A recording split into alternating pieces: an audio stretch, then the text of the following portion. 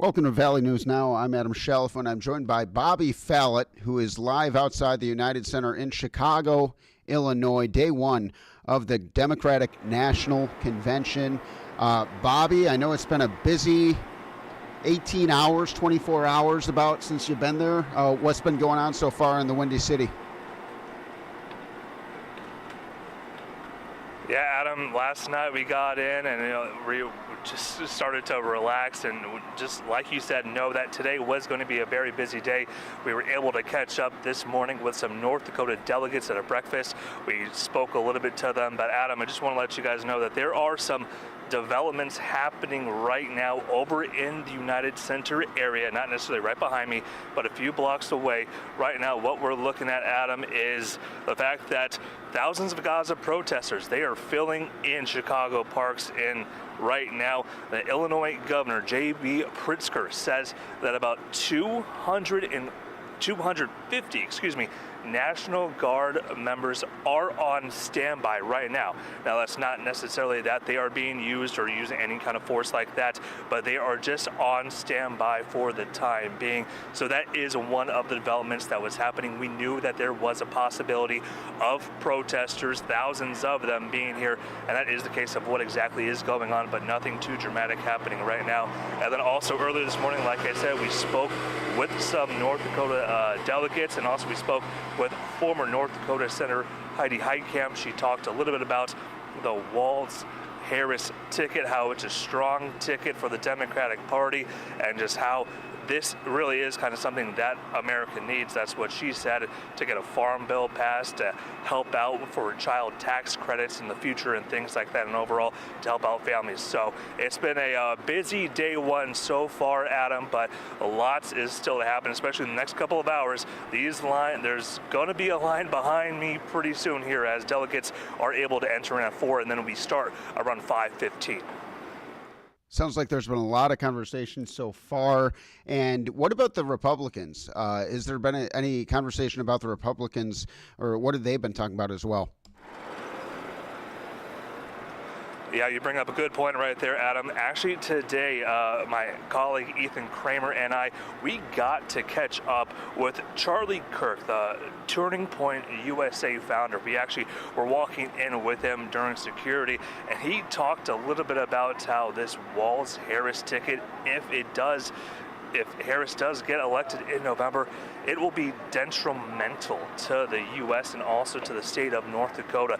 Now, we'll hear more from Charlie a little bit coming up after at Valley News Live at 6 o'clock and things like that. Ethan Kramer will have our story. But that is one thing we were kind of lucky to stumble upon him, because he is one of the very few Republicans that is at the Democratic National Convention. So that is happening. So a lot of things are happening right now and things like that. And again, lots of stuff is happening tonight. But what we got right now, Adam, is also the good lineup. I can just run through right now what we got here really quick. Let me pull it up for everyone here. We're going to hear from UAW leader Shawn Fain. You might remember that the United Auto Workers, there was a big strike. They did not go down without a fight, and they got what they were asking for. We'll hear from him. Hillary Clinton, we will also hear, and we'll also hear from Governor Andy Beshear of Kentucky, other Democratic lawmakers, which include Senator Chris Coons of Delaware, and of course we'll also hear from President Joe Biden tonight. So Adam, lots of stuff happening, lots of stuff developing, and a very big, busy night that still will be happening in the next couple of hours. It sounds incredibly busy. And what's the conversation been around Walz? Obviously, that's not as fresh as it just was, but still kind of uncharted territory as far as having this convention with so much movement on the ticket itself. Yeah, well, right now, anyone that you speak to at this DNC, it was kind of the RNC. Everyone said that the Trump-Vance ticket, that was a strong ticket. the case for Harris Wallace here, that's exactly what's happening. Everyone feels that this is a strong ticket for the Democratic Party to be able to help families, whether it's lower grocery bills in the future, get a farm bill done, like we kind of mentioned earlier. That was one thing that former Senator Heidi Heitkamp really emphasized at the breakfast this morning, was if that happens, this farm bill gets done and we don't have to worry about it for another 5 years. They really emphasize that, and they are just also talking about rural America as well. That is one thing that everyone here seems to be emphasizing with this Harris Wallace ticket, Adam. And I know it's been a very busy night, continues to be a busy day for you. Is there anything else you want to touch on, anything else we can expect coming up this weekend from your live coverage in Chicago with you and Ethan? Well, everything seems to be going very calm, very smoothly right here. We'll hear from lots of speakers and things like that. We're not exactly sure how the pace of the DNC was going to go for the RNC. It seemed actually, for having a lot of speakers, seemed like it did go very quick. So we'll have to pay attention to the pace and see exactly what kind of happens with the delegate roll call and see who exactly will be supporting Harris. We know that she does have enough support to become the Democratic nominee for the Democratic Party coming up in the November election, but we'll have to see what exactly happens when it does become official. And then, of course, we'll have to wait and hear from Minnesota Governor Tim Walz.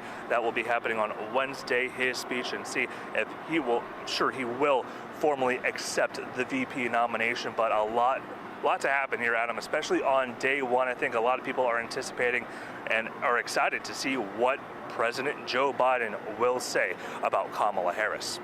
I agree, Bobby. I think that's the moment the nation is waiting for, the official passing of the torch there. Interesting moment for our democracy, interesting moment for our country. We appreciate your coverage, and you and Ethan keep up the great work down there from Chicago. For now, Bobby, I will let you go. Thank you very much, and we'll talk to you later. Adam, thank you so much.